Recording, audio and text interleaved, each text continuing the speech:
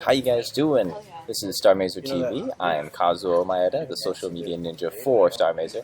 We are live on set right now, on location, here in Seattle, at a studio called LeftJet Studios. We are working as Imagos Films, filming a project. Can't really release anything more than that. It is called hashtag Project Hot Dad, Dad, D-A-D-D, 3 Ds. Cool. So yeah.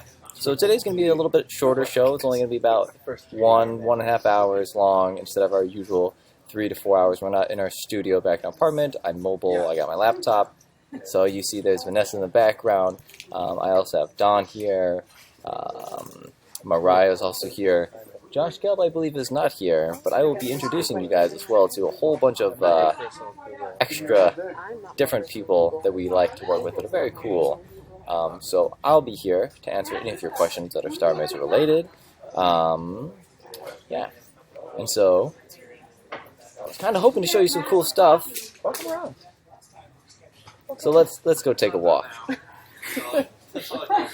All right. So first off, we have Don and Mariah hard at work, and Taking Vanessa. a quick break before shooting some more stuff, guys. Wearing the Nice to see same you. jacket I've been wearing for 2 weeks. I'm wearing a hoodie, and why are we talking about what we're wearing? I don't know. We just got done shooting a really cool volcano thing. We're gonna go shoot some other stuff. Stick around, guys. We'll show you some cool stuff, I'm sure. Oh yeah. Cool. So I'll walk you around. So as I said, this is the studio down in downtown Seattle. We've got our second AD. What's up? Rip Strong. There's a light in front of the laptop. Yes. Right. Yeah, I don't think that's really helping too much. We should probably lose that. Probably turn more people off. All right. So behind me here, we have the staging area where all of the sets are set up. And I will walk you through it. So this right here, this is the crew. We've got Bliss Holloway here, Oh, the that's director of live. photography. Hey, what's going on? And this is Guy Stanley. He's the gaffer, the guy who... Staley, sorry. What did I say? It's okay. Did I say Stanley. Stanley? I'm sorry. Staley. We also have... Common mistake. I'm sorry. I just see your name written all the time, and I guess I make the wrong assumptions. Hi. And we also got Jamie Wheeler here. She is the best girl, the one that's in charge of all the electrical equipment. So these guys Got my together. name right. So these guys together, they're the ones who Mine's set a up. little easier. What's my nickname? You didn't tell them what my nickname was. Her nickname is Wheels, after her last name Wheeler. So these two guys combined are the ones who set up all these wonderful lights that you'll see up here Oh, it's Casey. in the ceiling. Oh yes, and Casey. So all these lights up here, they're all set up by these wonderful people who are instructed by the director of photography what he wants to see in the shot. After we see the stream some minutes later, if you want to restart app.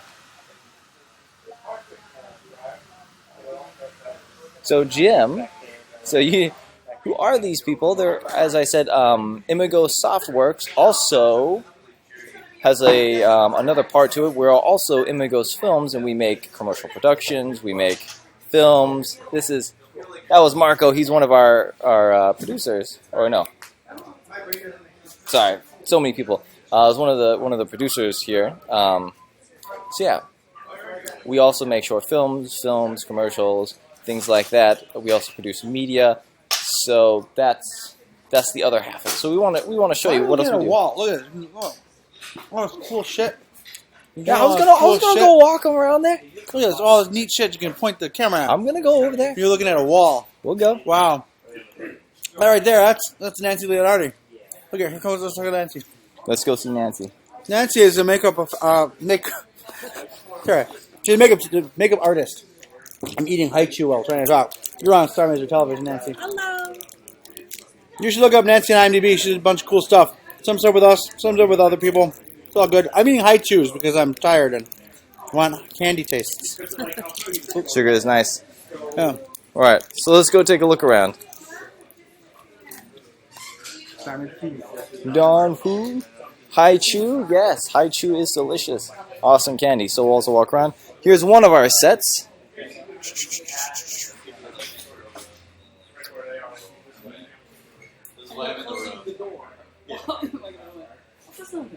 So this set right here in particular has been under construction for the past day and a half. Our art team has come in. That guy back there trying to get away, his name is Landon. He is the first AD. He's the one that keeps us on track when it comes to the schedule, the timing, all that great stuff. Yeah, but this awesome set was erected in just a day and a half, and it's pretty interesting to note that these types of sets, you know, when you see them on television or you see them in video, that they always look so concrete, they look like real places, when in actuality they're just simply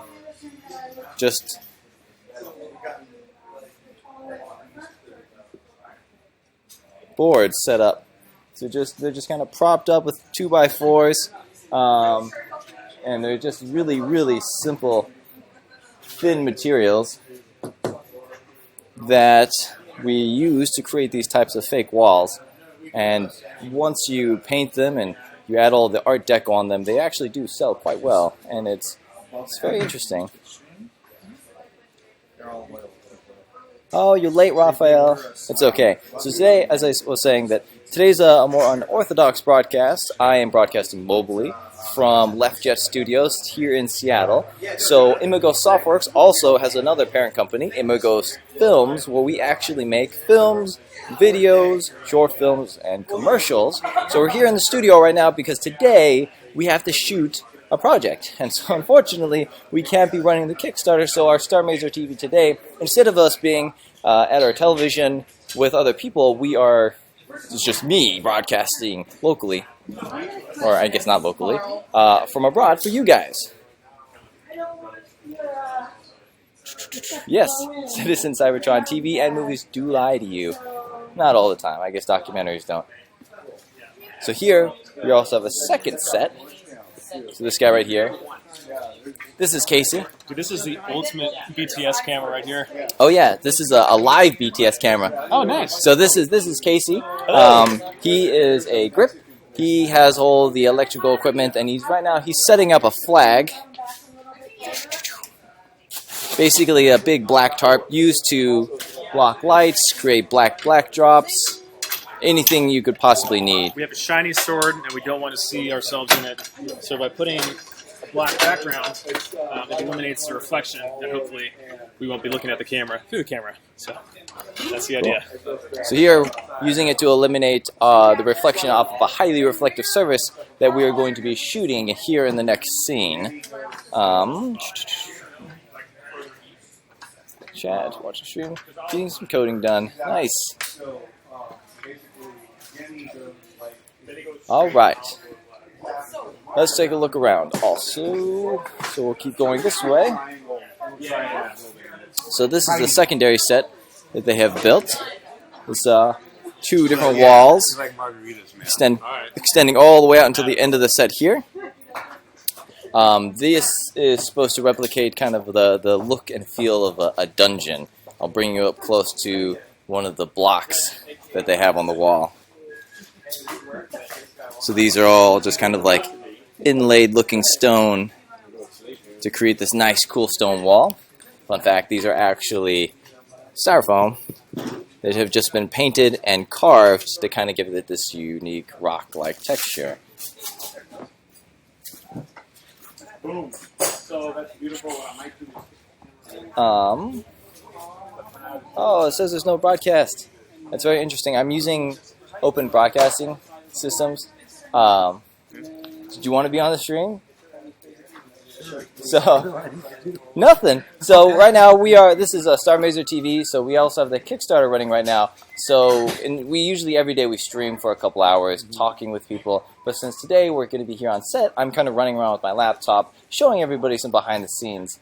So here we have our main actor.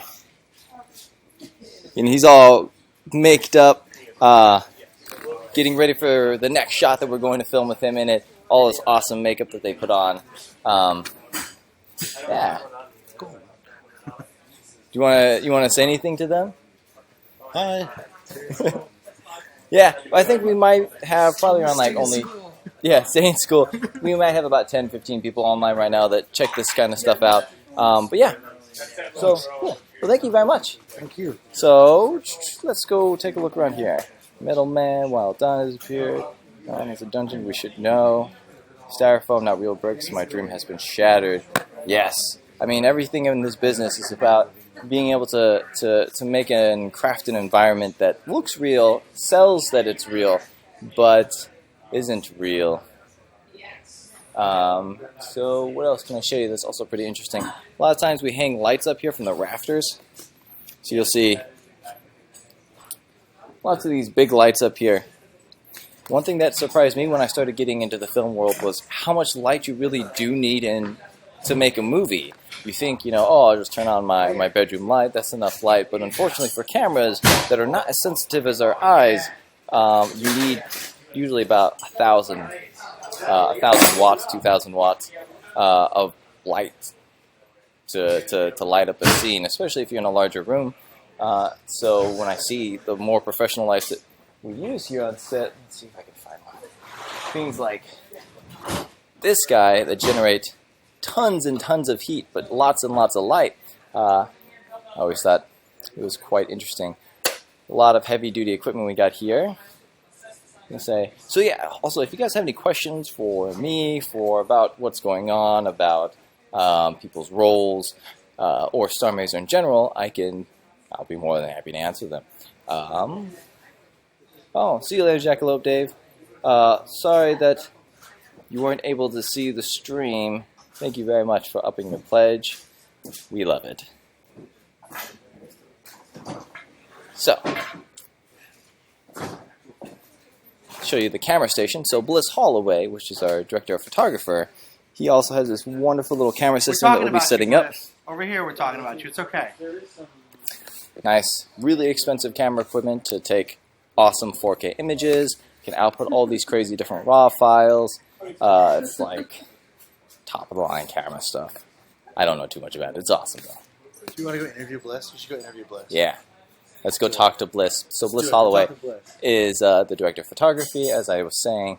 He's basically the man who works with Dawn directly, who's the director, creating these types of shots and making shot lists and setting up the lights. So check it out. We are setting actually something up right now.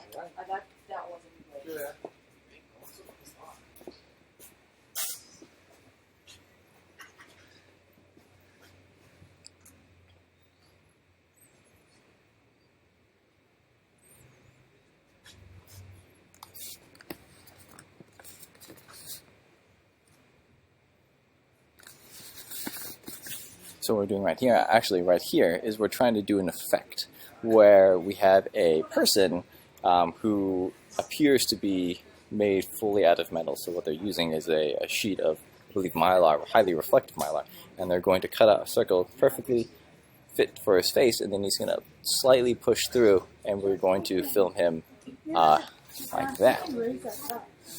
Yeah, that's what I was asking. If it was like kneeling or standing. I anticipated that we would be So here we have but Bliss right now we're still and kneeling, the first so. assistant cameraman, Kyle, watching the process. So we got our first assistant director Next to the seats more comfortable. watching things, make sure everything's on track. We got our head PA on standby. We have our second AD down there waiting, and we have Jamie Wheeler. Everybody standing by. Usually, how the shot usually works is Art will come in first. Actually, let me answer this question. Jim, I have a question. If you hit something like 158,000 instead of 160,000. Wow. So Jim, if we hit 158,000, of course. No, if we hit 158,000, since we're asking for 160,000, what happens is we fail the Kickstarter. Nobody has to pay us money, and all of the money gets refunded to people. We don't see any money. So unless we meet at least $160,000, we're not getting anything. And as we were saying before, our main goal is definitely hitting 180,000, so we can get that really cool stretch goal of getting our are getting our guest artists to do that awesome album. So instead of one album, you're going to get 4 albums, which would be really badass. So we got to make sure we hit at least 180. Of course, it'd always be so much cooler if we can hit higher stretch goals. Alex Myers says he's going to give $2K after selling his car. And S. Rames from Stockholm. They're looking, yeah, doing cool stuff. We just lit a fire. Look at that. Did we? Yeah, look at this. Hey guys. So we just lit a fire in our studio. It's a gas fire, so it's not actually a real fire. You can see, it looks like a fire. I mean, it's an actual fire, like made of real fire, but it's actually driven by. Can I see back here? Gas, gas power. Let's see. There, propane. Pretty nice. Anyway, yeah. So this is what I do when I'm not doing Starr Mazer TV and video games. I'm a film director, so I'm gonna hand this back to Kazuo. All right. Welcome back, guys. So let me take a look at your questions real quick. Whoa.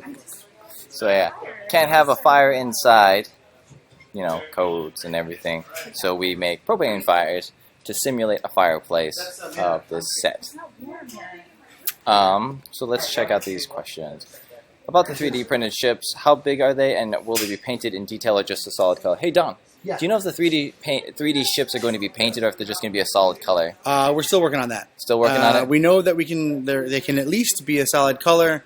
We wanted to figure out what it would take to either do 3D printed, like multiple colors, like printing in sections and kind of assembling them, or going through a quick paint pass. We're not really sure, so we're still working on that. As far as size goes, they'll be about 6 inches. They'll be a fair size. They're a nice model of the ship. They're not going to be huge, but they're not going to be tiny either. They're not going to be one of those little things like that. It's going to be that big. Nice. It's about the width of my smiling face. Yes, so as to answer your question, we're not sure if it's going to be painted or not quite yet. Let's see what else we got. Will the game focus more on point and click or shmups? Asks Cerberus. That is definitely going to be up to your playstyle. It's not going to be something like a point and click puzzle followed by shmup level followed by point and click level. It's going to be organic in the way that you approach the game. So if you want, you can focus more on the point and click aspects, or if you want, you can focus more on the shmup aspects of the game. There's going to be branching storylines. There's going to be ways to go down lines that are going to be more point and click or more shmup. You're not going to be able to go through the game without playing both types. I mean, you can't be like, oh, I'm only going to be PNC or only be shmup. It's going to be both. How much of either genre is up to you and your playstyle. So here we have Mariah. Oh, and she left. Let's see. So, Cerberus also asks, I'm really scared. Do you think you guys are going to finish the game even if the funding isn't finished? You shouldn't be scared at all. All statistical analysis proves that we will probably make it. I don't know if you know much about Kickstarters, but they tend to spike at the top and spike at the end. So we spike pretty hard at the top, and they say that statistically your average back-end spike is commensurate with your front-end spike, and our front-end spike was huge. I know that we have backers, enough backers that have said, they click the watch it later button thing, a little star, that gets them notified 48 hours. So sometimes tomorrow night or something, they'll get messages, and they'll come back and see it. We have enough backers. If everyone that has the, watch it later, tell me later button clicked, pledges $15, we'll make it. That's to say nothing of people who want to update the pledges or whatever else. There's always a big slope. So I have no doubt we're going to actually make it. It's whether or not we make the stretch goals and all the other cool stuff. Even if we didn't make the goal, though, we're definitely going to make the game. But as I've said in a number of other Starr Mazer TV shows, what we won't make is any kind of good deadline. The game will have to be secondary to whatever else we're doing. We're doing this Kickstarter so that we can make the game our primary focus. This right here, this film thing that I'm doing, this is kind of what I do to pay my bills. I'd like to not have to do this during the whole course of a game, or at least do it only when it's super great and kind of a couple days off. Right now, I'm taking 2 days out of the Kickstarter to do this so that we can make some money, take some money home. So that's kind of what we're doing.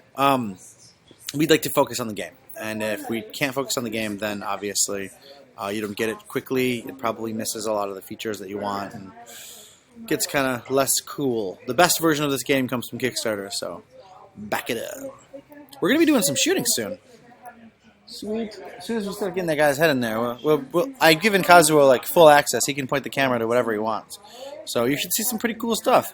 Look for the hashtag Project Hot Dad on the interweb. I'm gonna type it in here so you guys can see it. Can I do that? Okay, sure thing. It's HOTDADD with the word project in front of it. So we're actually typing it right now into the chat. If you guys look that up in Twitter or whatever Facebook hashtags or whatever in the next couple days, or if you're following us on Instagram or Tumblr or whatever, you'll see a whole bunch of stuff from us. RE Project Hot Dad, which is not related to our Kickstarter. It's just that it's something we had to do during the week. So Yep. yeah. Oh, we're gonna kill the house lights. It means we're gonna get started. Kazuo is gonna take you on a cool adventure while I do my job. Okay, so I'm not going to be able to answer too many questions right now, but let's go take a look at what's going on set. Let me turn my brightness down on my laptop so I don't disturb people.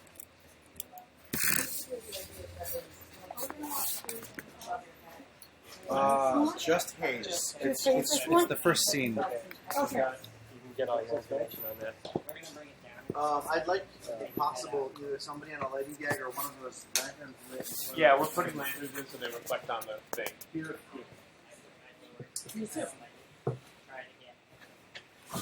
I'm gonna start easing stuff up. Unfortunately, it's a little bit difficult to see since all the lights are down. Here we go.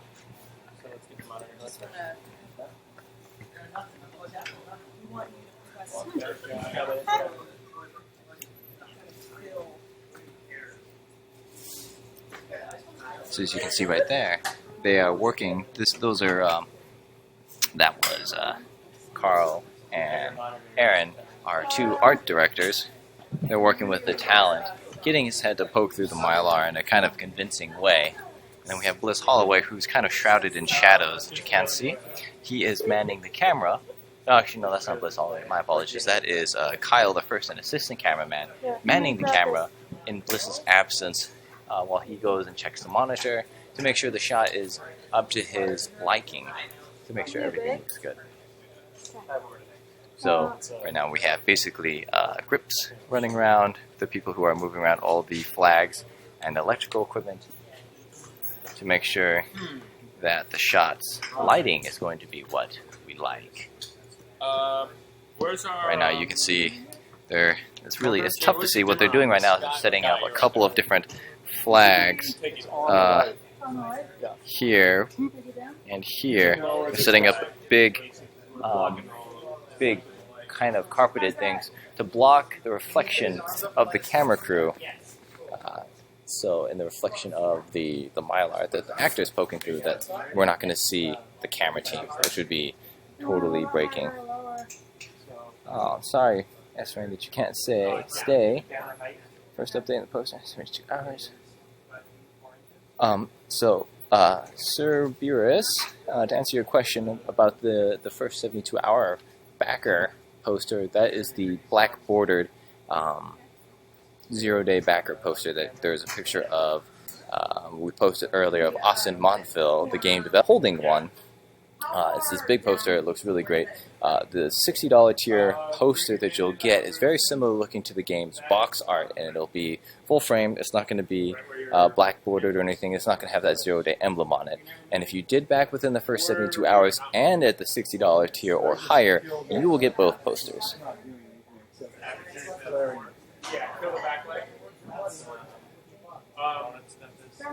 So Type Tide, I cannot see.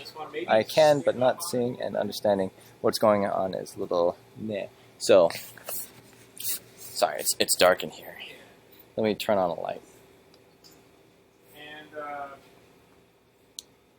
So right now, we are in the middle of a film shoot for Imagos Films.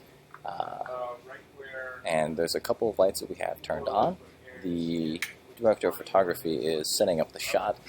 This is basically what Imagos Softworks does on the side. As Imagos Films, we make commercials, we make feature films, we make short films, we make awesome media projects. Right now, I am in downtown Seattle. We are in LeftJet Studios, a studio that we work with a lot here in Seattle. We built a big, nice set, and so now we're setting up the next shot, which is our main actor popping out of this kind of like mylar film, kind of making it look like he's made of metal in a way. It's a quick insert shot. It's not like a major moving shot or anything. We got through most of those earlier in the day. Yes, ghost stories. Alex Maurer, are you afraid of the dark? So today, as I said, is a little bit more of an untraditional broadcast, mainly because we're all on set and we're not in our house, setting up a cool live stream, playing games for you guys. So let me show you a little bit more what's going on. Sorry if it's a little bit dark and hard to see.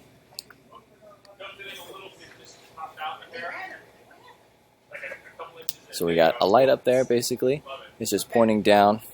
This little beacon of light that you can see right there, that is actually the camera system's monitor, so they can see what's going on. Maybe not. Let me see if I can get in here. You actually might be able to stand and you just So that's our talent, with a little tiki torch in front of him, poking his face through some mylar that our artists have cut out directly to fit his. What I'm going to have you do is, remember when you were holding the sword, you looked over up to the sword? Right. Now you're the sword, so I'm going to have you, just with your eyes, kind of look to the left and down. And look down there, right? And then you'll look forward and light the smoke. Don't look at the camera, look kind of off in the distance. Okay. We're going to have you push your face through that a little bit. Well, not right now, but when it's time, we're going to push it through so your head's kind of protruding a little bit more than that. I think we're probably going to move this as well. But are you comfortable right you're now? worried about it being too distinct? What torch? Yeah. I just see like the immediate reflection of the torch. I'd like it pulled away so that it's not as immediate. If that makes sense. Yeah, we just pull his eye line up at a mark point much further. I'll have Bliss do that. What are you gonna have me do? Direct. Oh yeah, okay. You're gonna have to talk to him. Alright, so now, get out of people's ways. Casey, go. Can you bring this back to here? Basically like a foot back. So we can move the torch a little further away.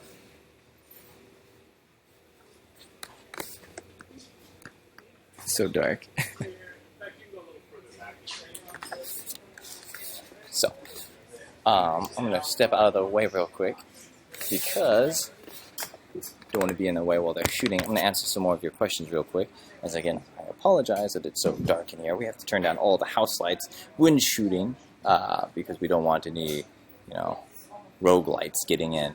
Okay, so let's check some of these questions out. And once again, I apologize if I'm not getting to your questions right away because I do have to scroll up and take a look for them.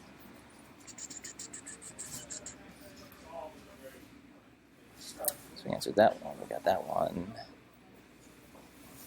Taking the remix contest mentioned. So, Lost Hamster. Yes, there is a remix contest going on. You can find it below the Twitch stream. There's an ad for it, as well as it's been posted on our Twitter account, Facebook account, and Tumblr account. It's just a remix of one of the two themes by Alex Maurer. They are both available on SoundCloud underneath the Starr Mazer profile. They are both downloadable, so you can download them and listen to them and try to remix them. The contest will end February 18th, which is tomorrow, at 11:59 p.m., so just before midnight, Pacific Standard Time. So be sure to create your remix of the Starr Mazer theme, email it to us at social@starrmazer.com. We'll be sure to listen to it. Alex Maurer will be judging them, and which one is, we'll be picking the top 3, I believe, to feature in our remix album. So yeah, check it out. We've got a lot of great entries so far, and we're looking forward to hearing yours too.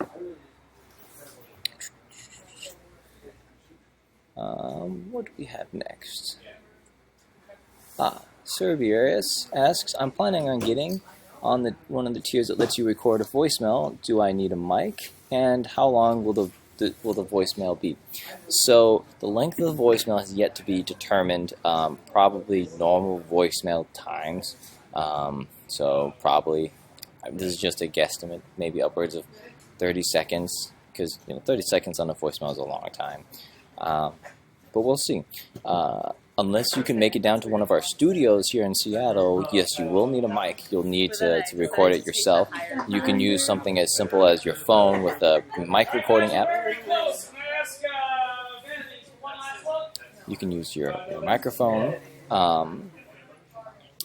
You can use your microphone on your phone. That's perfectly fine. You can use like a headset on your computer and use the sound recording program on there to record a little voice clip. Just, I can get some cool stuff in there. You can use that to record a voice clip. You can use that to record a voice clip as well. But yes, unless you can make it down to one of our studios, you will need to have a microphone, or you need to borrow some type of microphone so you can make that recording for us to put in the game. Let's see what else we got. I think when it stops making noise, that's how I poured some that tastes like coffee to me. See some Cybertron head out. I tried pouring some early. I'm just like, I'm not waiting. It's just like water. It comes out in the water. No, thank you, Clovis15, for updating your pledge from $15 to $25. And a very happy birthday to you. I hope your birthday went excellent. Wish we could have said happy birthday. Well, happy birthday. Any other questions? Let's see. Just passing by. Thank you, Triptide, for stopping by. Okay, so we answered that question about the posters and the 72-hour posters.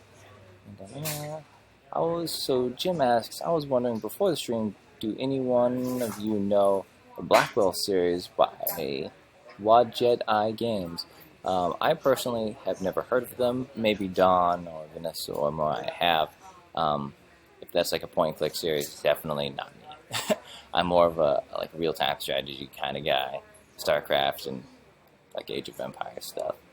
A lot of Civilization as well. Well, Serbius asks, will the point-and-click aspect be something like Secret of Monkey Island? Yes and no. It'll be like that in terms of, it'll be fully voiced. A lot of the humor will be tongue-in-cheek, pretty funny stuff. It's not going to be any type of pixel hunting where it's like use this on that, use this on that, use that on this, and trial and error types of things. We're going to try to make it a lot more organic in the way that it flows. And another major differentiator between us and the Monkey Island games is it's not just going to be one story that you play over and over again. It'll be a type of open middle gameplay where you can, where what happens in the game reacts to how you play. And there's episodes in the game, so they'll shuffle around depending on how you play. And certain characters might look at you differently, might talk to you differently, might have different things for you depending on how you play, and which are going to drastically change the way that the game ends, the way that it plays, and the way that you proceed through the story. So that's one thing that we're working really hard to develop, is a way for this type of dynamic story narrative that is not found in games like Monkey Island. Great stories, but it's one story. Our game is hopefully going to be many, many great stories that you play over and over again. So yes. What else do we have? Alex Maurer is answering questions by Fuzzy Ski. Awesome. I don't know if you've noticed, but Alex Maurer, who is in this chat, is Starr Mazer's composer. He is the one that's generating all these awesome tracks. Well, he generated a couple of awesome tracks so far. He's going to be making the rest for our game. And he's the one that the Themix contest music is based off. So if you have any questions about Starr Mazer, the music, he is definitely the man to ask. He is the master of chiptunes. Quite an awesome fellow. I've met him. He knows his pizza, and just a fun guy. I love him. Let's see what else we got.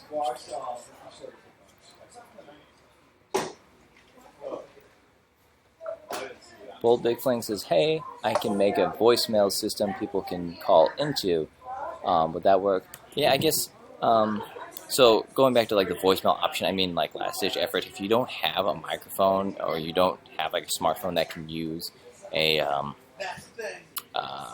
an app that records your voice, we might just have to set up something like a Google Voice number that you can just call and like leave a voicemail on that we'll just take.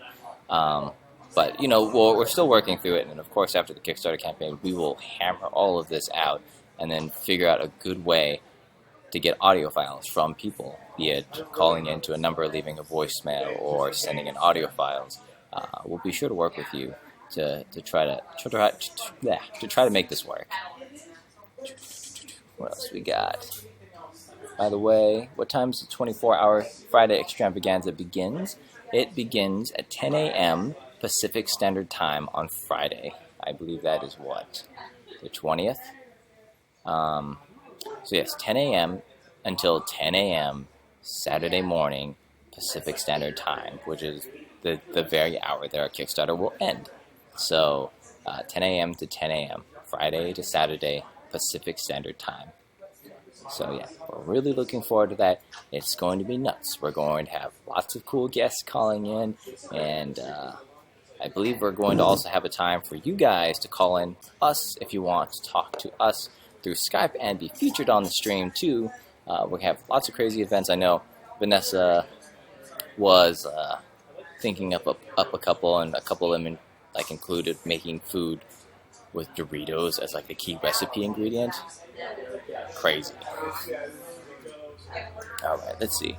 Wadjet Eye Games is an indie dev specialized in point-and-click adventure games, if you don't know about them. Ooh. So Jim, I will definitely let Don know about that. I myself, as I said, I'm not too much into point-and-click games. I don't know if you saw me try to play Indiana Jones, where I completely failed because I never grew up with the mechanic. I'm really looking forward to Starr Mazer, though, and seeing how, you know, we take the older formula, because as I was playing Indiana Jones, it was a very interesting game. I thought the story and the narrative was really interesting, and the fully voiced gameplay really kept me engaged. So I'm really interested to see how we take that type of formula and then update it to the next level. So I'm not the game developer, that's Austin Montville, so I'm really excited to talk with him and see what he has in plan for it. Cerberus asked, are you guys trying to stay true to the limitations like color palette and sound effects from certain game systems? The answer to that is no.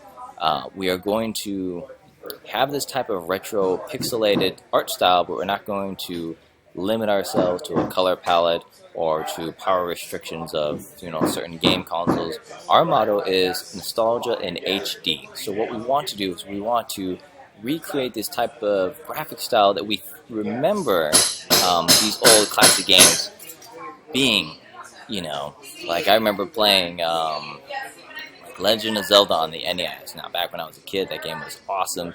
It was great. I remember all the scrolling screens. I thought it was like the best looking thing in the world. And then I played Contra, and Contra was freaking beautiful. Every time you shot guys, they explode. The guns had awesome effects. You know, the fire gun blew up into 4 different pieces when it hit somebody. And I always remembered, I thought that looked so great. And then when I go back, you know, these days and play, I'm like, you know, they really look antiquated. You know, this older type of color palette, graphics limitations, especially when there's too many sprites on the screen and they start glitching out and they start becoming invisible. So basically, we want to try to capture what we remember those games looking like and recreating them today. So we're not going to restrict ourselves at what we can produce. We're going to try to make it look like it could have been like on a retro 16-bit console. But what we're aiming for is what you remember those 16-bit games looking like, and try to make them beautiful for today. So to answer your question shortly, no. What else we got? Frisky sent you a PM on Twitter.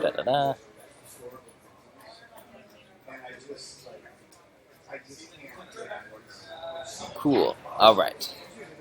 So looks like I've caught up on all the questions. And if you're joining us late, this is a very unique broadcast of the Starr Mazer TV. I am your host, Kazuo Maya, the social media ninja. We're on a film shoot here in Seattle at Left Jet Studios. We are filming a cool little project called Project Hot Dad. That's hashtag Project Hot Dad, HOTDADD. So right now they're setting up a special effects shot with our main actor pushing his face through a specially cut piece of reflective mylar to replicate what it would look like if you were basically part of a sword, like your face was in a sword. Imagine this, Jim says, if every of the 3,800 backers add $5, we would hit this $160,000 goal. That is very correct. We do have a lot of backers, and if everybody just pitched in a little, we would meet it. But the thing is, we don't want to just meet 160,000. We want to make and break 160,000. We want to get to at least 180,000 because we have lots of great musical guests lined up, especially people like Manami Matsumae, that we would love to hear their rendition of the Starr Mazer music, not just like a theme mix, but like new music for the game produced by them that would be available for digital download, and it would just be the coolest thing in the world. So yeah, definitely want to make it at least 180,000 so we can meet the first stretch goal to get those guest artists on board. Beyond that, we also have many stretch goals to get Starr Mazer out on consoles, which would be really cool. So if you want to see this game hit PlayStation 4, if you want to see it hit Xbox One, PlayStation Vita, Nintendo Wii U, we need to hit those stretch goals. So let me take you again around through the set real quick. It might be a little bit dark, but let's go check it out. Oh, man, you should come and check out our setup. Looking good. Cool. You should go check out our setups. That's Don. All right, Don. I'll go check it out.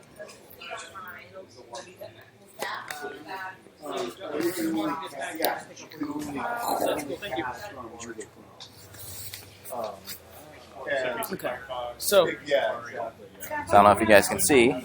So right here, we have our actor standing behind this little piece of reflective mylar, poking his head through. This is Nancy. Right here, she is the key makeup artist. She is currently doing some touch-up work on the actor to make sure that everything's looking good. Guys, get quiet, please. Moments away here. Moments away. Everybody get in position, please. That's the first assistant director that is basically in charge of keeping us on schedule, and if we have time to shoot things, and basically just keeping everybody under control.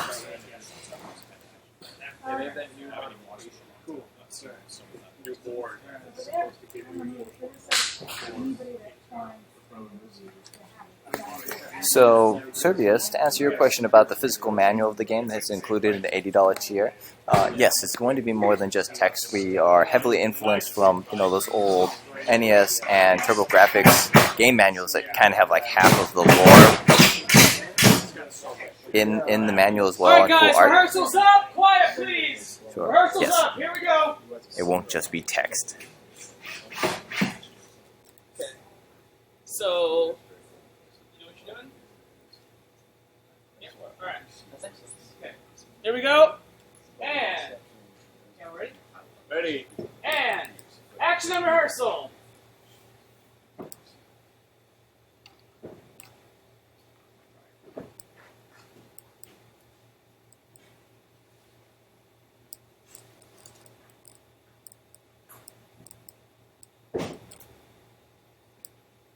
Yeah.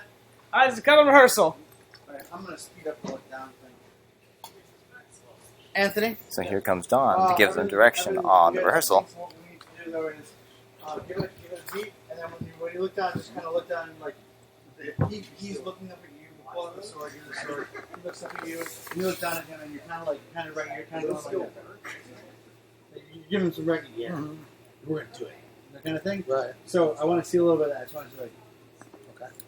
That's it. Just make it all kind of quick. This is a quick bit. Okay, quick bit. All right. Don't move fast. Right. Just the time between movements. Okay. A little bit. Yeah. Sounds good. All right, man. Cool. Want to roll it? I'm not seeing. Is this smoke coming anymore? Are we out of smoke? I'm seeing no way. Hey, Jamie. Here, check on the hazer. It's just a block, but we're not seeing a whole lot. It's different hazing. It's just everywhere, so it's a So little. we're just all at max haze. Yeah. I'd like more. I think I have more concentration. Should we walk closer? Yeah, we have more. Let's see if there's some more questions. And Jim, we have thought about it's a Super Nintendo D-Make.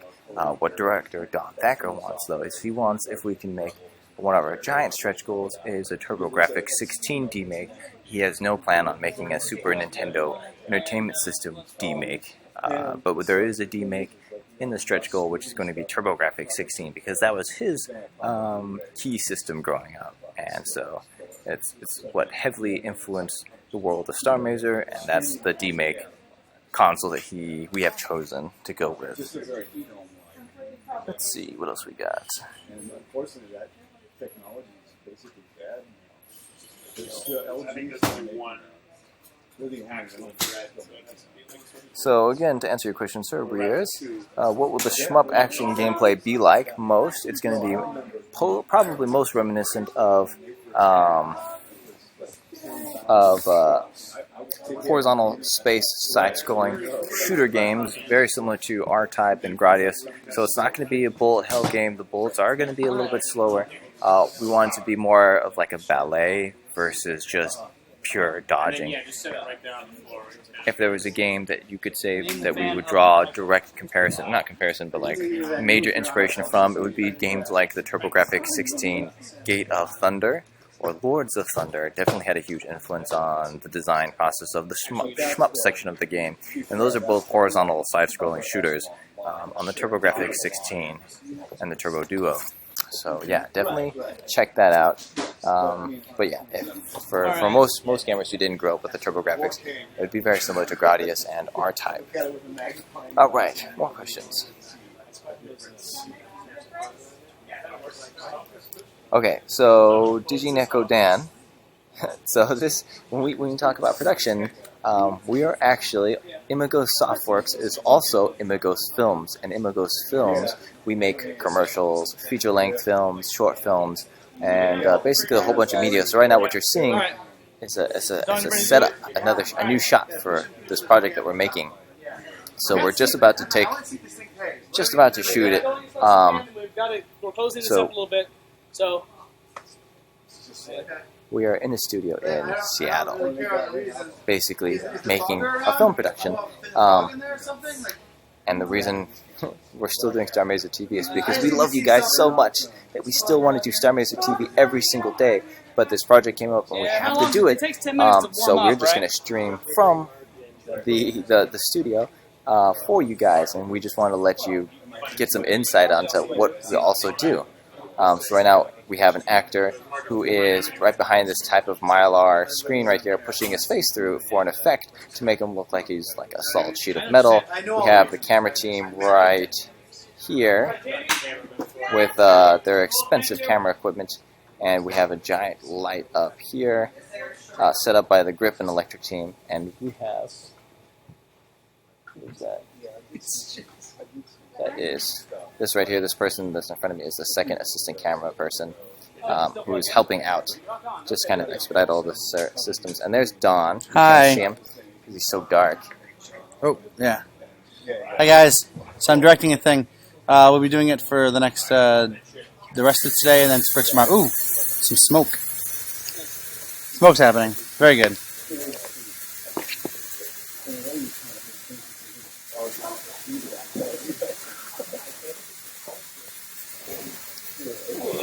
There we go. Smoking it up. Let's make this happen. Blow it and like wave it, blow it that way. Guys, let's make this happen. Yep. So Anthony, So now we're going to do a take. So I'm going to let you guys watch this, and then I'm going to answer some of your questions how's that afterwards. done? Yeah. All right. Here we go, guys. Lock it up. Lock it up. Pictures up. Can somebody wave the smoke that's good? I want to go over by the fire. Don't wave yet. It's looking great. Wait Stand by. Camera, you good? Ready. All right, guys. Quiet, please. Quiet all around. Lock it up. Let's roll sound. Roll camera. Free sword A, take one. I need another blast that smoke, guys. We had it for a second. Coming up. Thank you. That's about it. And cut it.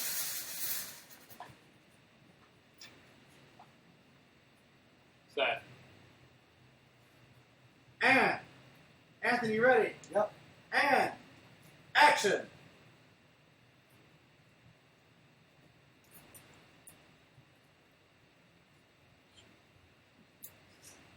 Okay, stop. Back to one, back to one.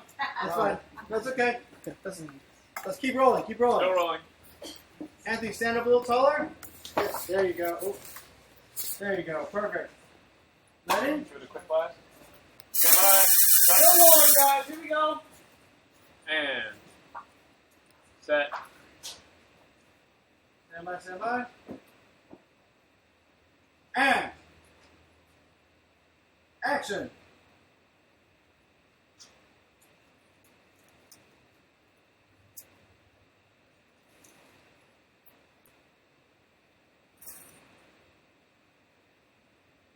Cut.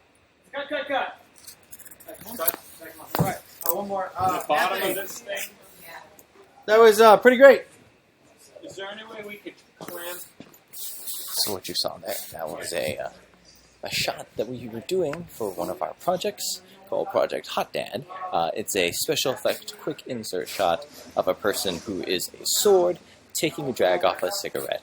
I'm sorry, if the show was a little bit earlier or a little bit later, there would have been some more cool shots. We had a volcano erupt, we had this cool hallway section where there was flames going off and everything. It was pretty badass. But you'll have to see it when we release the end product for you guys. Or, if you keep an eye on Imagos Films, I will be releasing behind-the-scenes photographs and videos all the time. So, check that out. Let's go through some questions. So, Jim asks, how about the music? Is it using NES sounds, instruments, or something else? This is a good question for our main composer, Alex Maurer.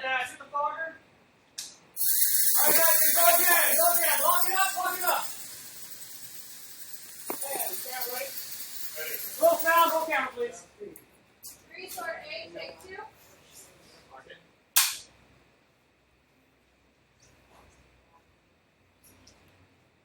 Set. Anthony, straighten up just a little bit. There you go. And action.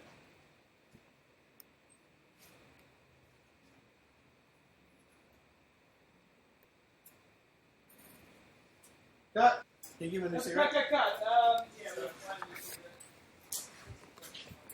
So usually these things can take 1, 2, 3, 4 takes before I get them.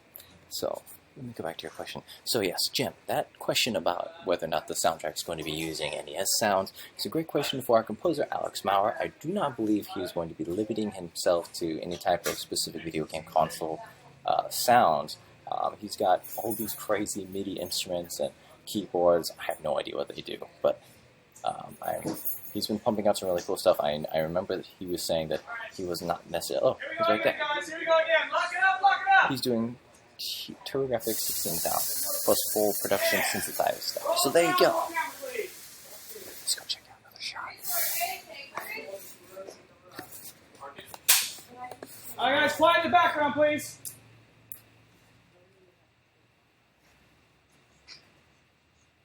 Need a set? Set. And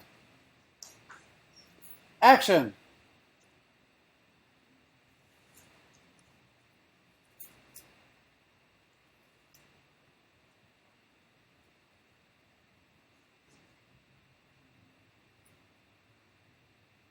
Cut. Yeah, that's it. So, we got the take. So now we're going to be changing over and setting up the next take, which will be another shot, which will be cool. Oh yeah. So I believe that might wrap that act up today. House lights. House light. House lights coming up. All right. So house lights are back up now. So now we're a lot lighter in here now. Okay. So let's go through some more questions. Our cigarette is so good it will make you spit it out. Old sword trying to grab a little chill during a dungeon crawl, looks like. We're doing TurboGrafx 16 sound. Will the quality of the box and manual be something like NES boxes? Better. It'll be something like TurboGrafx 16 boxes, which were superior in every way. Cool. So there you go. Also, they asked earlier if it was going to be mainly text or if it was going to have a lot of pictures. What do you mean? The box? No, the manual. Oh, the manual's going to be a ton of pictures. Yeah, that's what I was saying. I it's was going like, to be. The manual's not a traditional manual. It's not going to tell you how to play the game. It's basically going to be like a storybook with art in it. It's going to be really cool. It's going to have some like play stuff and some like really simple directions, but mostly it's going to be its own individual art book. Tiny little awesome art book. cool. Effectively. Yeah, I was saying though, it was going to be reminiscent of not reminiscent, but like old NES games where they didn't have the story in the game, but in the manual you had pictures and lore, and it was beautiful. Exactly. In ours, you're going to get both story in the manual and story in the game. Cool. Yes, so double dose of story. So be sure to get that pledge. It's $80 on our Kickstarter page. You get an awesome physical box, physical manual, and the game on a little USB cue card, right? Yep, cue-card looking USB flash drive thing. Yeah, so be sure to get that. It's awesome. And hey, why not? We also have the T-shirt available at the Next Level Up. Which is incredible. Beautiful design. Incredible shirt. You should check it out. It's on our Twitter. It's on our Tumblr. It's on our Facebook. It's this beautiful picture by Maximo Lorenzo. Maximo Lorenzo. Maximo V. Lorenzo. He's an incredible illustrator. The shirt is awesome. It's in CGA style color. It's really cool. It's a black shirt with cool stuff on it. Yeah, so you should definitely check it out. Definitely a really cool shirt. It's going to go fast. All right, let's see if we got any other questions. Project Hot Dad says Modern Nosferatu. Yes, I posted about it a few times already. You can find it on the internet, and there's going to be a lot more coming. That's what we're shooting today and tomorrow. Yep. What else? Just got here. What commercial are they shooting? NS Man. Oh, Modern Nosferatu answered. Will the PNC parts have real-time elements, just like the trailer showed? Brick shooting the alien. Yeah, you'll always be able to blast, and the PNC sections will be much more actiony than just like standing around pointing at things. I mean, you will be standing around and pointing at things, but not exclusively, for sure. Cool.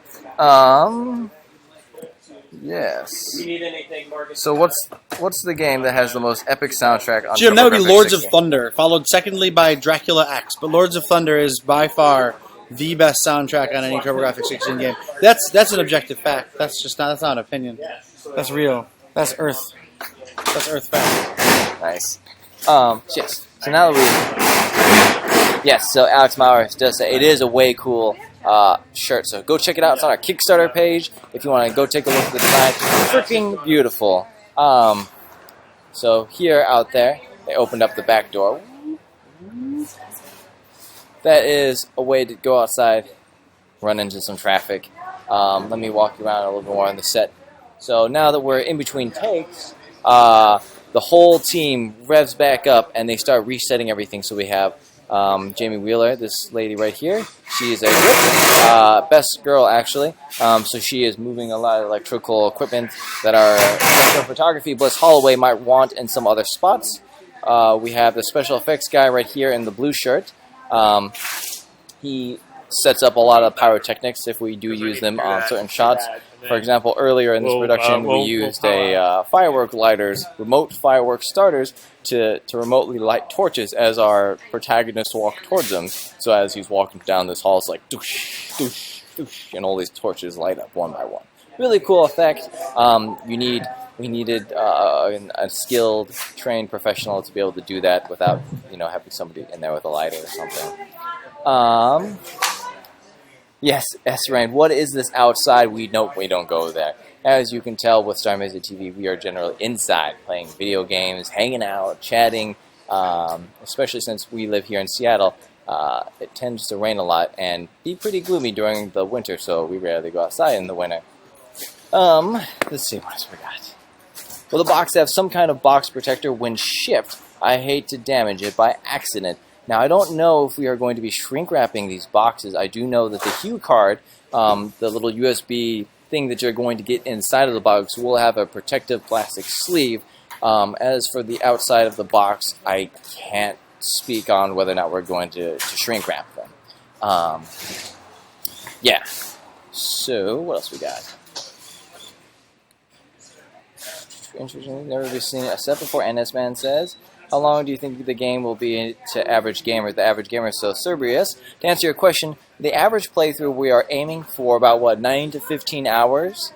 About that. Yeah, somewhere between around yeah, 9 to 15 is right. And the cool thing with the open middle gameplay, where the game reacts to the way that you proceed through the story, you know, placing different story elements in front of you, or the choices you make will close out certain outcomes in the end, will allow you to replay the game over and over and over again. Yeah, there's certain like episodes essentially that you'll hit that are like sections. But how you get in and out of them and how they react to your decisions are going to change every time. And ultimately, you'll end up with thousands of different unique playthrough options, depending on how you talk to somebody, how you go about driving your Star Wolf, flying your Star Wolf, I should say. So you'll hit like the big sections on the playthrough, most likely, but how you get in and out is going to be completely different. So you'll get a lot of unique play. Yep. So yeah, on every episode we got, you know, many different ways to get into the episode, and many ways that you can get out of the episode, depending on the type of characters that you interact with, who lives, who dies, who you start conflicts with, who you resolve conflicts with. So it's going to be a very dynamic experience every playthrough. And one interesting thing to note is it's not like you beat the game and it's over and then you start a new game with like a completely blank slate. It's kind of like New Game Plus every time where Brick wakes back up in the Exeter station and you just play through his story again.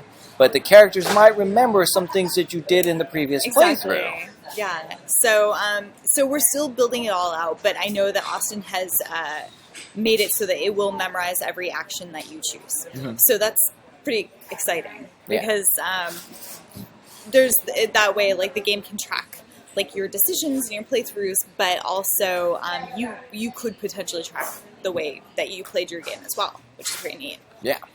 Yeah. Hi, everybody. So, yes, this is Vanessa Williams. If you're just joining us, of course, you know her. She's been on basically every episode of Starr Mazer TV. Yeah, so we're both here. Today, she is the script supervisor. Yeah, so script supervising is quite a bit different from writing. It's kind of on the opposite end well, not quite the opposite end of things, but essentially somebody will have written the script. So Dawn actually wrote this particular script, and we have all this stuff that we need to shoot, and I'm the one who kind of babysits the script and makes sure that we actually shoot what we said we're going to shoot, and make sure that we are using the props we said we were going to use, and that the makeup is there and the costume's there. I kind of babysit all the different departments, make sure they're getting what they need, make sure that everyone's on the same organizational system, and then deliver to the edit exactly what we set out to shoot. Cool. Yeah, so it's pretty exciting. I'm glad to see you guys in a totally different light. Yeah. It's definitely very different from what you normally see us doing. So have they seen Chip yet? No, they haven't seen Chip. I've seen him running around. Yeah. Chip is one of the main characters that is playing in this short. He's a very interesting fellow. Very unique, intense guy. Intense dude.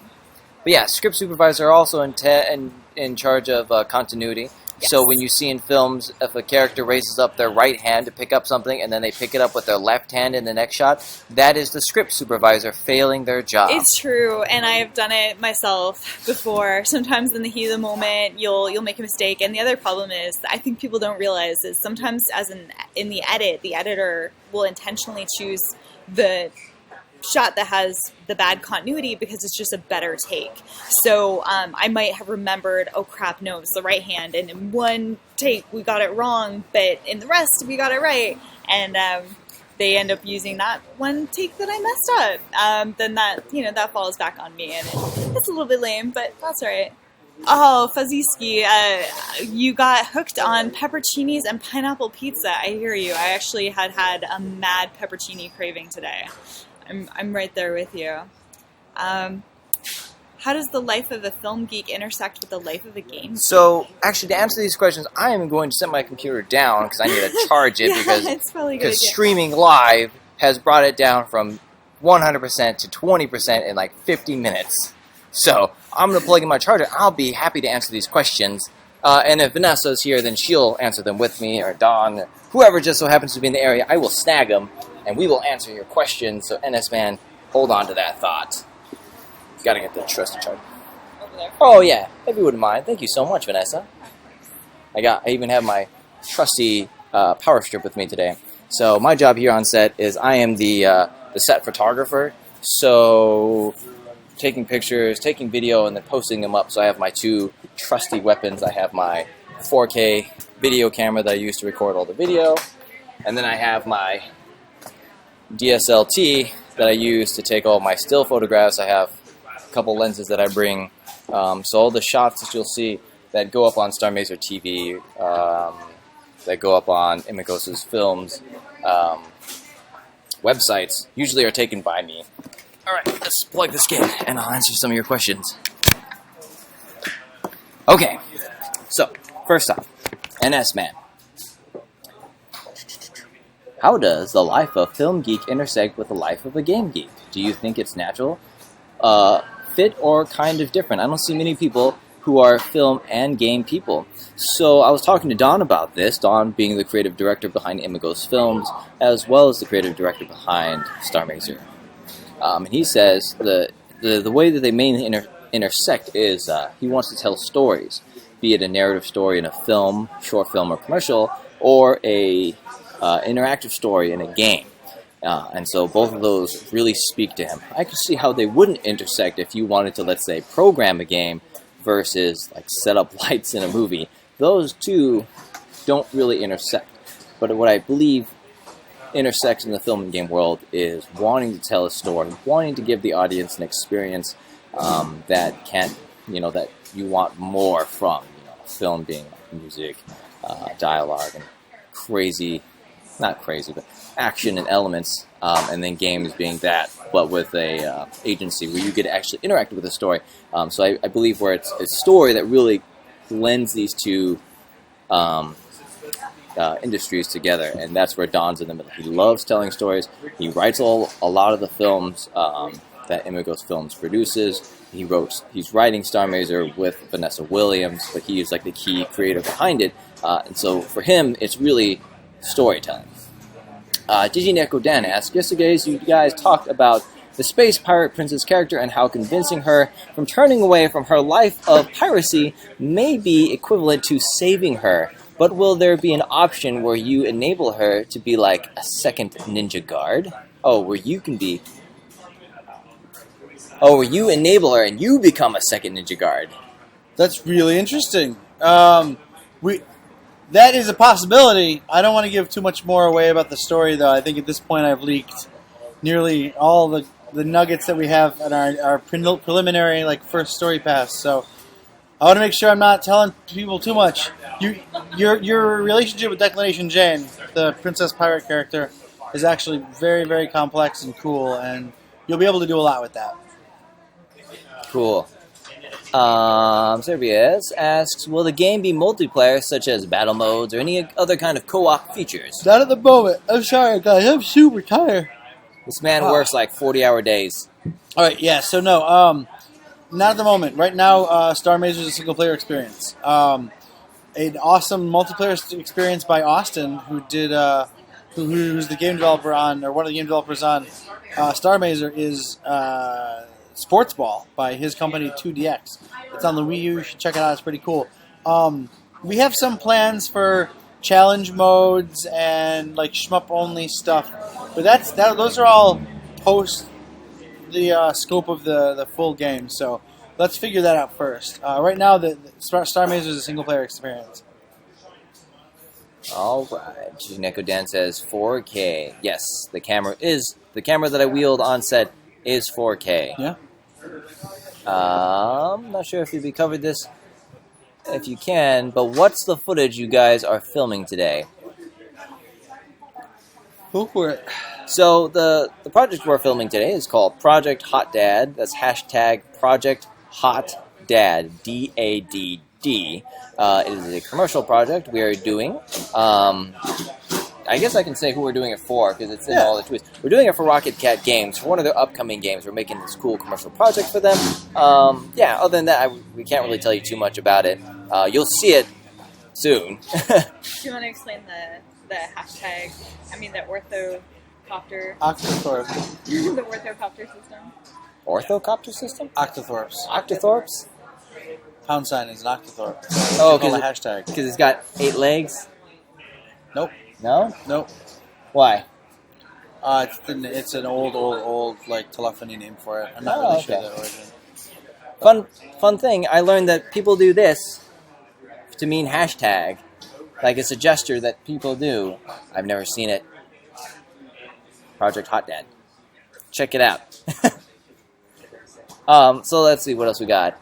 What do you guys have planned for GDC? Lost Hamster. We don't have anything actually planned for GDC yet. We're in talks with large company people to have some kind of GDC demo or something, some kind of ad presence at GDC. But we don't have anything explicitly planned at this moment. I think all the big company people are kind of waiting for the next couple days to hash out, right, to see what happens. But we're definitely going to GDC. Myself, Vanessa, and Austin will all be at GDC together, running around. So if you're at GDC, come find us. Look for us. I'll be tweeting and posting and telling people where to meet me and stuff. So let's do that. It would be cool. Let's see. Servius says, please give thanks to Don. Thanks, Don, from Servius, for making this Kickstarter so he could find out about this awesome game. Thank you, Cerberus. Thank you, Cerberus. That's really cool, man. You're very welcome, and we'll keep it up. We'll keep up the good work. If I seem super out of it, guys, it's because I am so tired. We've been doing all the Starr Mazer stuff involved in that. I've been working for Starr Mazer TV and all the actual Kickstarter. And while I'm doing all of that, I've also been writing a commercial and doing all of the pre-production. And now I'm here at production. We were here at 7 in the morning, and I went to bed at like 4 in the morning. So, kind of falling apart. So NS Man says, cool, I want to learn more about film, getting more into animating lately, and it's pretty different from what I usually do. Haha, so stay with us in this stream. I will talk all about what we're doing. We love film here at Imagos Films / Imagos Softworks. We love being creative. Yeah. So yeah, just keep an eye. Today is a really unique stream. You get a look into what goes on behind the scenes. Have you played the Discworld point-and-click games? Yes, I have, actually. I was a huge Discworld fan.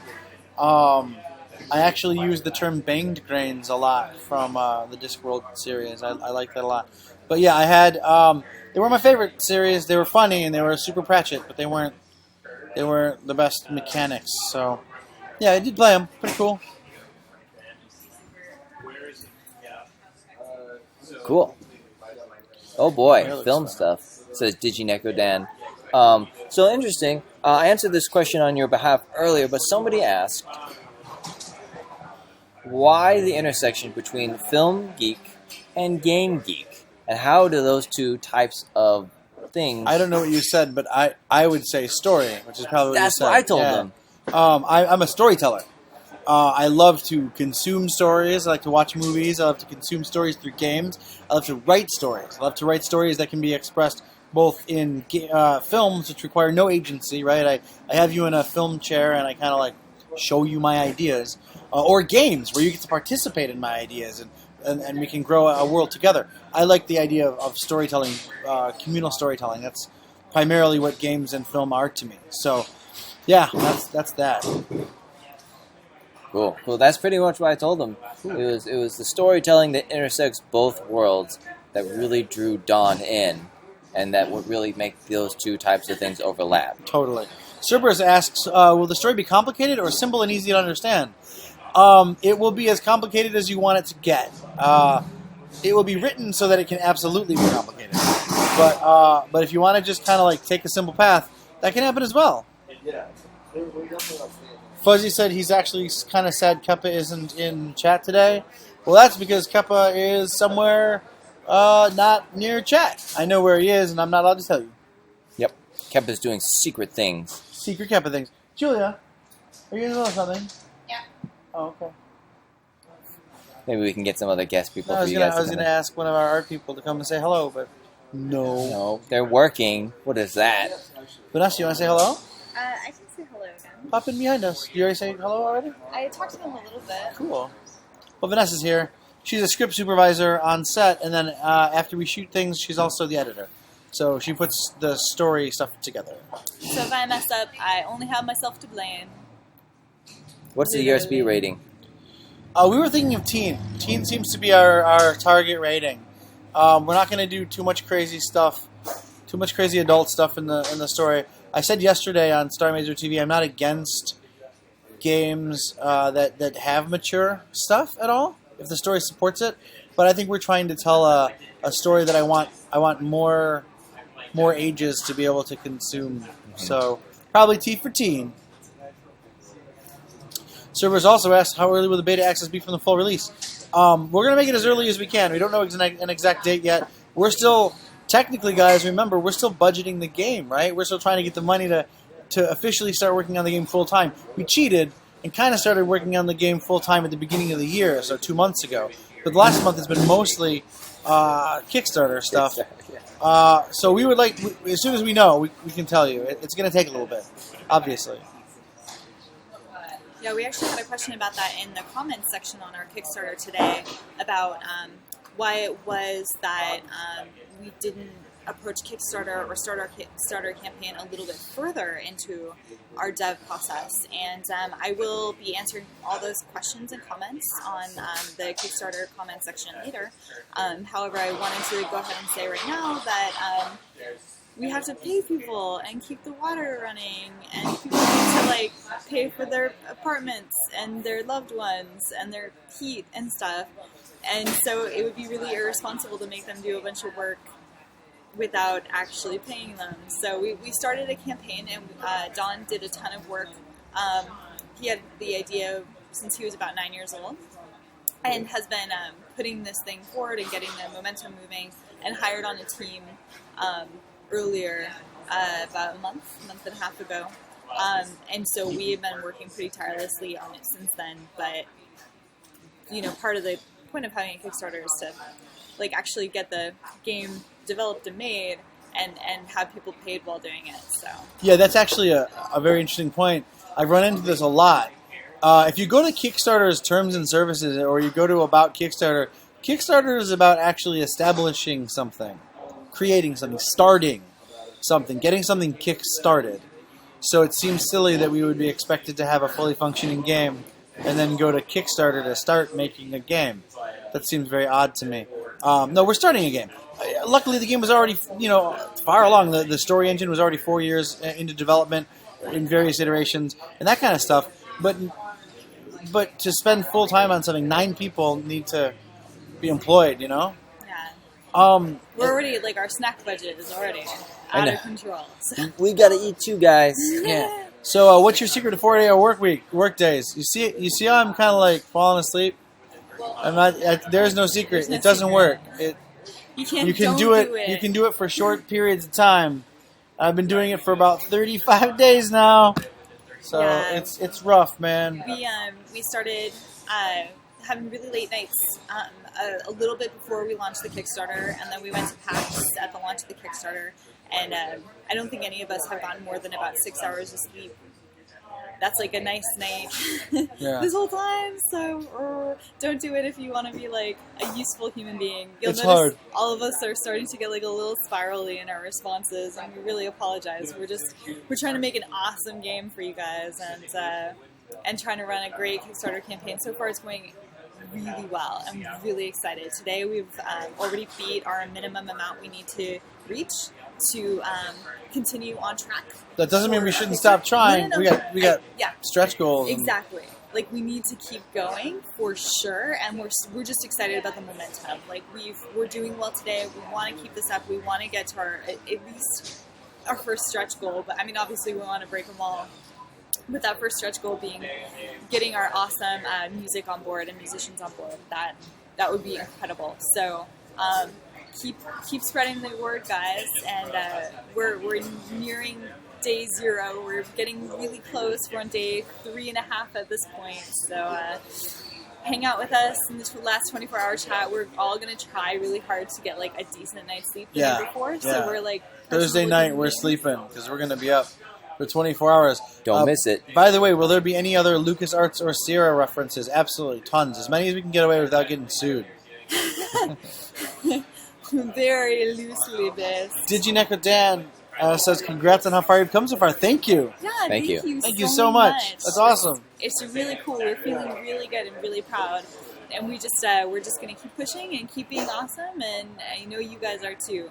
We've already seen, I checked today online to see what news had come out about Starr Mazer. And it was funny because it was just pages of like you guys. It was the fans, the fan art people had posted, blog articles people had posted, tweets and Reddit things and all that. That's you guys. You guys are helping us spread the word, and that's incredible. And especially when news, larger news outlets aren't looking at us, keeping up that content, keeping up that flow, keeping the Google search occupied is incredible. Thank you so much for that. Cerberus asked, could I buy a TG16 box protector and it'll still fit the Mazer box? It definitely will. That's 100% true. We're not faking the TurboGrafx 16 box. We're actually... I got that question earlier. If the TurboGrafx 16 box would have a protector on it, and I said I didn't know if we were like shrink wrapping the box on the outside or not. Right. We're probably not, but if you get a protector, there are official protectors. Oh, you can get one. That definitely will work. We're actually we had to buy a bunch of boxes and send them to our manufacturer, who then like took them all apart and measured them and made sure that we can actually make legitimate TurboGrafx 16 style boxes. Like they'll be the exact same form factor. Please make some kind of LSL reference, says Cerberus. Yeah, Leisure Suit Larry references will be definitely made. So that'll be there.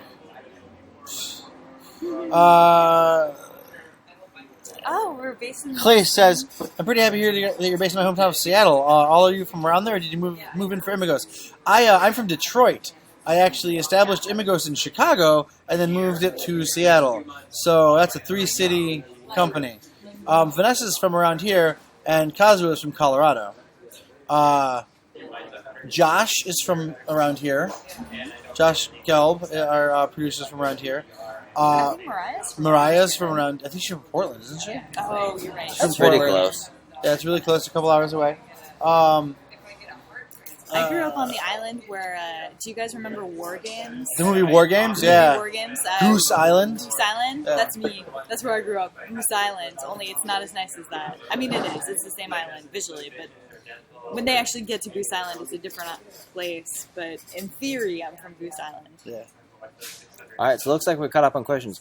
You mind if I fly them through set again? Please do. So There's check some this out. cool stuff. We're tearing down. I'm going to step off and talk to some other people, but I'll be back, guys. Just keep watching and asking cool questions and having a good time. Thanks for joining us on set today. Sorry that it's not our normal studio experience. It will be again Thursday, and then, of course, for our mega show on Friday. Colorado! Yes, I hail from northern Colorado, Fort Collins, about an hour north of Denver. CSU, Colorado State University, is based out there. Okay, War Games, you know the play Robot Voice. Sorry, they just left. I would have asked them that question. See you when you get back. Okay, so check this out. So that last shot that you saw, we were filming in the dungeon scene, which is right here about. That has been since torn down. What? Sorry. I'm trying to leave my computer plugged in as long as I can so I can get a little bit more juice out of it. Okay. So yes, NS Man, if you have any questions about film, all of us, Vanessa, Dawn, and myself, all were into video, or not video, we were all into filmmaking before we got into video games. All from like different avenues and sorts. School, some of us didn't go to school for film. But yes, we all love filmmaking. If you have any questions regarding filmmaking, don't hesitate to ask. It's awesome. Alright, so let's go take a look around set. So, we've got production peeps hanging out, chatting, you know, doing the stuff they do. We got some more people over here chatting. There's we got Marco, we got Nate, right? No, Mark. Marco and Mark. And Mark is doing the sound for today. He's the guy that's always holding the boom microphone and all those shots. He's got his little cart full of equipment there. Alright, let's go check out the set. So this is the set of the dungeon. As you can see, it's been pretty much taken down because we're done. So they are currently busy deconstructing it so we can start to do other cool stuff on this side of the room. Let me give you kind of like a big shot of the studio. So we have the ceiling up there that has all the scaffolding that you can hang lights off of. We have the basic studio space here that you build all the sets. And then as you move back, then you have like the courtesy areas where you have a kitchen, you have a garage loading area too. So that's where all the main big stuff gets in. So let's go take a look around the other set. So you might have saw it earlier. It was blue and it had the word icon on it. Our art team has been in there since, and they've been dressing it up. Our electrical team has been in there lighting it up. So let's take a look. What? So now it's got a floor. We've got this awesome chair. Props. We're working on the fireplace to make it look even better. Right now they're just flying in all the Art Deco to make it look, basically we're trying to make it look super baller, super rich. And then we also have the director of photography, Bliss Holloway. He's talking with a guy up there who's setting up all the lights. So that is a gigantic, I believe it's a 1K. Is that a 1K? That's a 2K. 2K light. And they're shooting it through this right here, which is a it's silk. Sorry, it's used to diffuse the light a little bit, make it softer, so it's not just like a big spotlight. That it's more like this soft, nicer light, more evenly spread. That's just kind of acting as the primary fill for this scene, which is super cool. All right. Yes, that is cool. Towards a reference. Right, we're moving around the stuff. Kaz, how did you end up working there? So, okay. Let me answer the question by Serbius first. Are you planning on making secret cameos in the background of bars for the game, such as having a Leisure Suit Larry hitting on a girl in the background? As Don said, we are going to be trying to put as many of these references to these old point-and-click games that he grew up playing and he loves into the game as much as we can without being sued, so we can't be like overt and be like, this guy is Leisure Suit Larry hitting on a chick. It's going to be more like some guy that kind of looks like Leisure Suit Larry that might be, ladies' man. So, but I mean, we'll figure it all out when we're writing the game. I'm not the writer. Vanessa Williams is writing the game. Don Thacker is the director, so they are pretty much the two creative people behind the game, not including Austin Montville, who's the lead game developer, who's going to be making all the game mechanics that you're going to be using. So, Rafa levels up.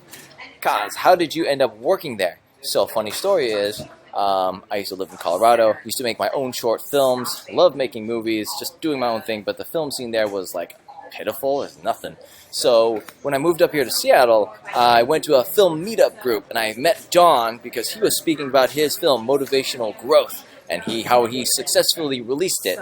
And I told myself, I want to work with that guy because he's the most successful, and I can learn a lot from him. And then from there, I got on set in this very same studio. We made the project, what was it called? We made the commercial for the PlayStation 4 game Super Motherload. And it's a really awesome commercial. I had a lot of fun on it, and they asked me to come back again to help out with more electrical equipment. And I said, I have a camera. I love taking photographs. Can I take photos while I'm there? And so I would just take tons and tons of photos, and I'd give it all to them for free just because I wanted to make stuff, and I was just really in love with the art of making stuff. So eventually they're like, yeah, your photographs are okay. They're not crap. So I eventually just started working for them full-time as their photographer, set photographer, videographer. So everything you see coming out of like Imagos Films, behind the scenes footage, like all those cool photographs, like the cowboys and zombies and stuff, those are from me. And that's just what I absolutely love to do on set. So, but I also love working with like technology like streaming, so that's why I'm also the showrunner for Starr Mazer TV. You'll never see me rarely in front of the camera. I'm mainly behind it, setting up the stream, but since today is a very special day, I'm running the machine, so I'm running around with you guys. But that's how I got involved. I just met Don at a meetup, and I was like, I need to work with him. It was great. Love every second of it. So question for Vanessa, I will ask this to her. Did you ever walk down to the beach where the characters went for the walk in the middle of that possible Armageddon? Well, I will ask her about that. I don't know necessarily what you were referring to, and what Armageddon. Serbius asks, are there any kind of rules in terms of what kind of what the voicemail can be about? So as Don was saying, we're like aiming for a T rating, so it can't be like F this, F that, F this. Keep it PG-13. probably can't be dropping anybody's, specific names or addresses and be like, I really hate this guy at so-and-so address. Things like that. No personal information. Mainly what we're aiming for is just like funny Easter egg type things where it's just like voicemail's been on for 130 years.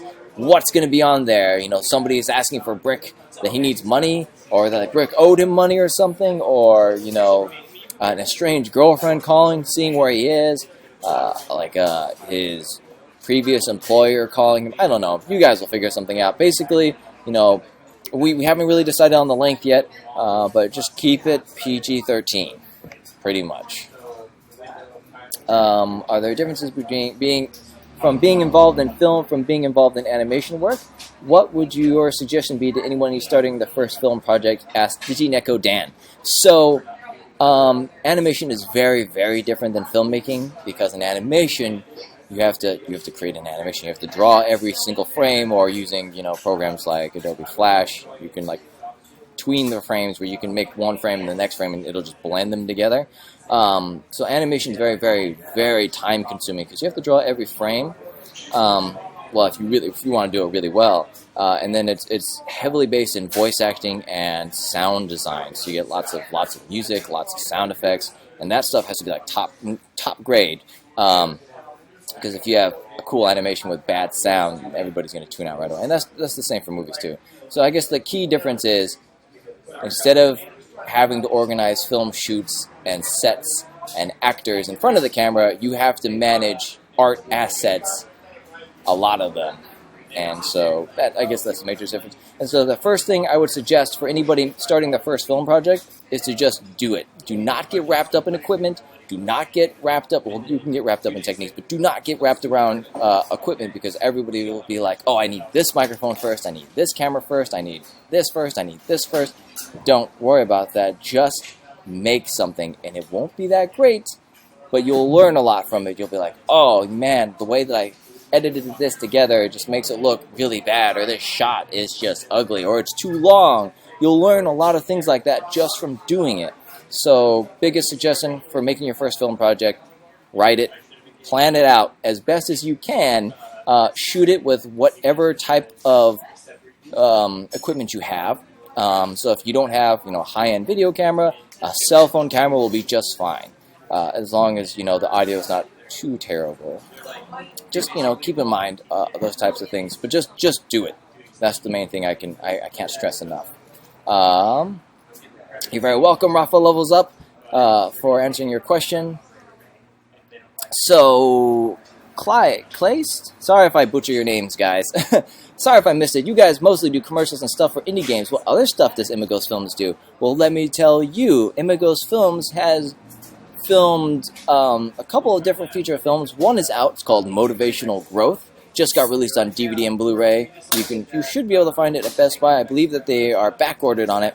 You can get it on Amazon. Motivational Growth. It features Jeffrey Combs as a talking piece of mold in Adrian DiGiovanni's bathroom. It is a fun, very surreal, very dark movie. It's interesting. That's where kind of Starr Mazer first made its appearance. You'll see trailers for it, and the main character, Even Folliver, actually travels to the Starr Mazer universe for a short period of time, and it's actually quite cool. So yes, we do feature films as well, but mainly commercial projects like this and other projects for Adult Swim games mainly are the ones that pay the bills. So it's the ones we do mostly. When we have the money, then we start to do more art stuff, the stuff that we want to do, stuff like Starr Mazer, stuff like, I don't know, maybe we'll do other cool stuff with Starr Mazer in terms of video. I don't know. Okay, let's take a second. Anybody play Torrance Passage? I, myself, have not played Torrance Passage, Jim. I assume that's another point-and-click game. Vanessa did say she grew up on the same island that War Games was filmed. Yes. I don't know if it was filmed there or it took place there, but yes, the island in War Games was the island that she grew up on. Let's see what else we got. I experimented last year, says DigiNeco Dan, in a bunch of different stuff like animation to try to figure out what I wanted to do with a personal project, but I didn't do a film project. I did some video recordings for other teammates, but not like a story. So I would say to you, DigiNeco Dan, if you want to get into it, just just make something. When I first started this, before I really got into filmmaking as my passion, I made skateboarding videos, and my friends and I skateboarded, and I videotaped them, and I just edited it together to music, and I found that I really liked putting them together to music, and I thought it was really cool, and then I figured out that I could put other things that weren't skateboarding footage to music or videos, and it just exploded from there when you could just tell a story about somebody putting together a sandwich. That's what I did, and it was crap. It was total crap, but I learned a lot from it, and then from there I made small steps, and I learned a lot, and then now I'm working with Imagos Films. We're doing really cool stuff that I am constantly absorbing as much as I can in my brain. All right, Serbius asks, oh, thank you, Clay. I'm glad I got it right. Serbius asks, are you guys planning on having any famous YouTube gamers in it, such as Markiplier or Jacksepticeye? I know Markiplier and like PewDiePie and those guys. I'm not sure if we're going to be able to get famous people like them in the game. I mean, we're going to be making references to a lot of things, but none of us really subscribe heavily to those types of video broadcasters to be really huge fans of them, to want to put them in the game. I'm sure maybe we might do some outreach where we might contact them, though I'm not sure. As of right now, there's no plans to put any type of YouTube celebrities in the game. Yes, Rafa Levels Up Motivational Growth is also on GOG.com. You can get it there, as well as from a lot of other digital distribution websites. Yes. DigiNekodan says, but after a lot of experimentation, I learned a lot, so it was fun, but definitely took a lot of time. Yes, it does take time. Movies, animations, all this stuff takes so much time, but the truth is, if you love it, time will fly, and you'll just get better at it. And if you truly do love it, then you should enjoy putting all the time that you do into it. And if you don't love it, or if it feels like a chore, then it might not be for you, or you might not have hit that special little spark that really resonates with you that makes you want to do this every second of your life. Let's see what we got out. Yes, Clay, please check it out. It's called Motivational Growth. It features Jeffrey Combs and Adrian DiGiovanni. A very fun film. It's interesting. Check it out. Just watch the trailer. You'll kind of get a feel for what it's going to be like. It's very surreal. It's cool.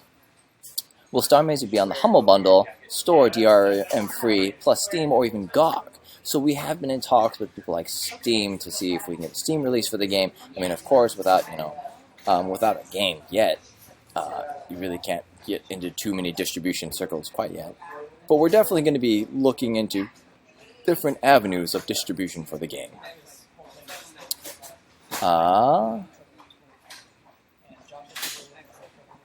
So Alex Maurer says, Kaz, I didn't know that. I've done a bunch of breakdancing videos like that. Do we gotta exchange our early videos? Yes, Alex Maurer, we should. I would love to see your videos.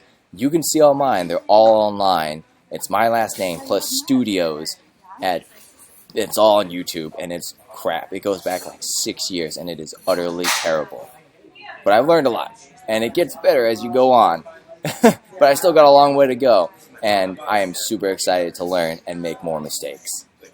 All right, so Jim asks, in which year could have come out Starr Mazer? 1994, for example. I guess if we were aiming for a particular time period and year for the game to come out, it would probably be mid to late 90s, around like the Super Nintendo, Sega Genesis, TurboGrafx 16 days, like 16-bit. Of course, the game in the end product is going to be so advanced that it could never be put on one of those types of consoles these days, but like the look and the feel of nostalgia we're aiming for is kind of like that mid-90s feel, like before PlayStation, Dreamcast, and things like that. So 16-bit era. All right. DigiNeco Dan, thanks for the suggestions. I love telling stories. Just trying to get to the end of something. Yes, it is very important to actually finish your project if you put your mind to it. But yes, I mean, just play around with it. I've met people who wanted to do one thing and then got wrapped up in sound and found out they really love sound or something, or people who really got into illustration or into movie making or into animation. You'll once you find what you love to make or do, it'll just click, and you just won't want to do anything else except that, and you'll just want to get better at it, and that's the best feeling. All right. Serbius asks, what is your favorite video game? Since I'm the only one here, I'm the only one that can answer. My favorite video game, I guess, is kind of like turn-based strategy games. I really love Total War. I really love Civilization. I really like the games where you can build a base, calculate a strategy, and enact it. And, like, dominate your opponents with frickin' spearmen or, gunmen or something. That's what I really love. Especially the Total War series. I could play that for days. And this man says, I have a friend who made a short film. It was his first film and took out a $10,000 loan to make it, and oh man, it was so bad. He got so much gear and kit, it was insane. So that's why I said, don't get wrapped up in the gear thing, because you can get so wrapped up in it, and it gets so expensive so quickly. But the truth is, your film is not going to be as good as your gear. It's going to be as good as your own personal skills, as well as the skills of your team members. So if you are an inexperienced filmmaker, or working with other people who are also inexperienced, you're going to have kind of a sloppy project, and it's just how it goes. You make something that you'll learn from, but it's not going to be as good as, your $800 Sennheiser microphone to make it sound. Definitely having adequate equipment is good, like having a DSLR or a nice cell phone camera, having a okay microphone, like a external microphone, maybe like a $50 karaoke microphone. Learning the basic techniques of putting the microphone near the speaker as opposed to just using the one on your camera. And if you are using the one on your camera, maybe using like a shotgun microphone, which they do make very cheap. So as long as your equipment is adequate to do what you want to do, then you should be able to do it, and then from there you can learn.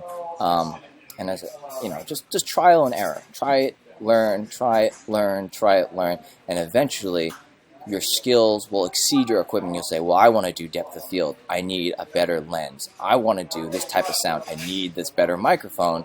And then that will dictate the new equipment you should buy. In my personal experience, other people might do it differently. To each their own. Okay. Bye, Alex Maurer. Peace out, man. It's great talking to you. We'll have to hang out again soon. Definitely shoot me an email. I want to exchange videos. I want to see your earlier work. Serbius asks, are you guys making a game without difficulty like classic retro games, or giving it easy or hard mode? I was talking to Austin Montville about this, who is the lead game developer. The game is going to kind of tailor its difficulty for you in the way that you play, in the way that we're going to offer lots of different types of upgrades to make things like the shmup sections easier or the PNC sections easier. But I was talking about like the easy hard switch that you would do in the options mode, and he can't currently foresee a way around it. Just for certain players, they might want a more advanced mode where they just, everything does double damage or something, or everything does half damage or something. So we're currently looking at, the easy hard mode switch, but the game itself, you can play it to try to, and it will tailor the difficulty to your play style. But yeah, that's all currently in development. Austin Montville is definitely the better person to ask. Still doing the trial iterations of all of this concept and gaming work to make this awesome. I would be 8 years old if Starr Mazer was released in 1995. Yeah, I would be 8 years old as well. But that's okay. It's not going to be released in 1995. It's going to be released in 2016, April, if we can get our funding. So be sure to tell all your friends, all your family members, all of your family members' friends, everybody. Sign them up on Kickstarter. Get them to pledge. And we'll give them cool rewards like the game, t-shirts, posters, digital copies of the music albums, remixes, all that fun stuff. So yeah, get in on it. Get all your friends in on it.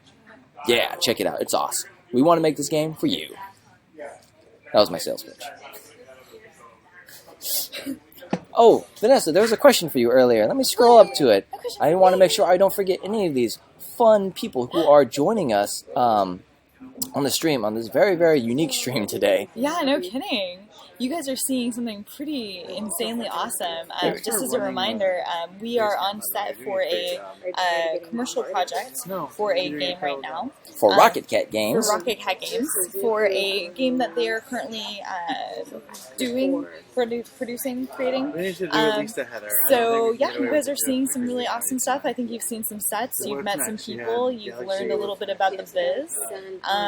Yeah, so question for Vanessa. Did you ever take a walk down the beach where the characters went for a walk while in the middle of that possible Armageddon. I think they're referring to war games. So when they're at the dock and they're like, "There's Goose Island," that's my island. But then when they actually go to Goose Island, that's no longer my island. That's just some beach somewhere. So, no. But I did walk on the Anderson Island beach a lot, as much as you can. Sometimes if you walk for too long, the tide comes in, and then you're stuck against the cliffs and you die. Oh, so that's unfortunate. Yeah, so I try to avoid that. I grew up in a hostile environment. Yeah, there's no way. So, also that X-Men shirt is pretty rad. Thank you so much. Yeah, I like it a lot. It's one of my set shirts that I like to wear. It keeps me really warm, and it makes me feel really happy because I love X-Men, especially the '90s cartoon. I know that's dumb. I know everyone's like the comic, but like that was kind of my childhood, like. Just watching the '90s cartoon and obsessed. Oh yeah, we all grew up on them. Who is your favorite X-Men? My favorite X-Man? Yeah. I would have woman. My favorite was always Rogue. Really? Because I always thought like the power to just fly was awesome. Mine was Beast. Beast? Beast. Super smart. Super smart. Slightly like an outsider trying to find his humanity. Like, I was always into characters who were trying to find their humanity and were freakishly intelligent. Donatello was my favorite Ninja Turtle. Data was my favorite character on Star Trek Next Gen. Yeah, I was really into this question of humanity as a kid. Interesting. Very cool, very cool. So let's check out some more questions. Flying in like crazy hotcakes. You guys are on it, too. Heist writes, I know a lot of the music is dependent on the first stretch goal, but I'm just curious about the logistics. Will you be working with the musicians long distance, or will some be coming into the studio? We'll probably be working with those guys long distance. A lot of the musicians are scattered all over the United States and all over the world. We are lucky enough in that some of the musicians are local, but even so, we would still put them in a studio to do recording, and we want to give them like that artistic freedom with a little bit of guidance. But we would probably have them create remotely and have Don direct the style that he used. I believe Alex Mauer is going to be working with them. Oh, cool. So Alex Mauer, who's the composer behind Starr Mazer, he's going to be working directly with them and Don to try to craft their sound to just make sure it fits within the Starr Mazer universe. But I'm pretty sure a lot of them are going to be working remotely, and they're just going to be sending stuff in and just kind of back and forth. Jim asks, will there be filters to emulate old screen visuals? The answer is, you can point the camera at me. Hi, Jim. The answer is for screen blitters or old screen visuals, scan lines, and that kind of thing. I'm pushing for it, but we have yet to start on that. So I'm pretty sure it's something we can totally implement. I've implemented similar systems in other games, and I'm pretty confident about it. But we'll have to see. There's also a creative question of whether or not we want to do that to our pixel art. So we're gonna have to see like a creative compromise between like destroying our game. Well, if you look at old analog signals, the pixels are crisp, but the signal isn't crisp. It's woogey and kind of mungy. I'd like to do that. That'd be a neat thing. But we'll have to check to see if it actually works for the feel of Starr Mazer. So yeah, as long as it fits the feel of Starr Mazer, then sure. But it's a good idea. It's something I've considered. So we'll see. Official answer by Don. We'll see. Okay, here we go. Check this out. I like an LSL. If you make a bad decision, you'll get a game over. Do you plan on doing something like for the PNC part as well? Asked Serbius.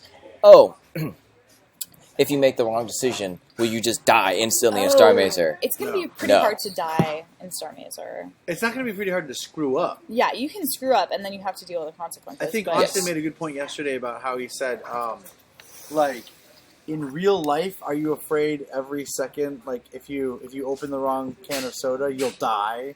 Like, that's not a real thing in real life. But real life does absolutely have risks and challenges, and you can be heroic, and you can be in danger. But it's not always that, like, everything you do causes you to die. So the stakes in our game are at a different pitch. It's not that you're always going to die. It's that you might lose ground with somebody you care about, or you might not be able to take, or that kind of thing. So there will be stakes. They just won't always be death. Death will be there. Don't worry, but they're not always going to be death. Cool. So yes, you're not gonna be instantly dying a lot like you did in Space Quest, where you wait too long, you die. Yeah. Pick the wrong thing, you die. You look at something That's wrong, like you die. a robot alien that just comes out of nowhere. It's like, you've been incinerated by this thing that followed you, and then you have to like kill it with a rock. Oh, here's a quick question. Jim asks, will the game be 16 by 9 or 4 by 3? 16 by 9. 16 by 9, widescreen. We did originally start developing in 4x3 and realized that not only would adoption be hard with consoles, but the feel of it was just off. We like the wider screen. It's a little bit more epic for the PNC sections, and it's a little faster and sexier for the shmup section. So I see everybody's listing off their favorite X-Men characters: Diginico dances, Very Wolverine, nice. and A lot of Rogue. people like Gambit. A lot of people like Gambit. I think it's because of like Rogue attitude. Same thing with I like guess so. like Gambit was like cool. Wolverine. I like Psylocke Anyway, because but- I like winked to Psylocke for a whole summer. I like Psylocke because her assist in Marvel vs. Capcom 2 is overpowered. That I was uppercut, kidding about the awesome. Psylocke thing. Like, I don't know. I was trying to be funny. It didn't work. I'm You're sorry. too tired. Your delivery is just like, My let me delivery's tell just, you a like, fact dead about my serious, yeah. childhood. No. All right, any tips for beginning pixel artists such as myself? Serbia's, I do not, as I am not a pixel artist. Unfortunately, I'm not a pixel artist either. However, I would totally encourage you to get in touch with our pixel artist, Castpixel, at Castpixel, Castpixel. She would probably love to chat to you a little bit about her experience. You can check out her Tumblr and see kind of like what she's been up to, and I'm sure she would talk to you more about it. Also, Austin is happy to talk to a certain degree about pixel art too. He's kind of a burgeoning artist. What's Austin's Twitter handle? He is PIIDX. I'll write that in there. PIIDX. Stands for Pickles 2DX. Pickles? Pickles. Yeah. I don't get it. He likes pickles. The 2DX references Beatmania. So let's go on. Diginico dances. Can you give me an example of what kind of guidance you give to the music makers? Like, do you just say, we need something for a space battle, pew pew pew, or is it more in depth than that? That's a good question for Don. Like, how would Don ask for something from Alex Maurer? Yeah, actually, that's a good question. Well, let's ask him. Well, hold on. He's currently in a conversation, so once he's finished with that conversation, we will ask him for you. Do you have any 16 by 9 screenshots? Currently, all of our GIFs on our Kickstarter are 4 by 3, as you duly noted. The game, in the end, will be 16 by 9. We've just been so busy with Kickstarter.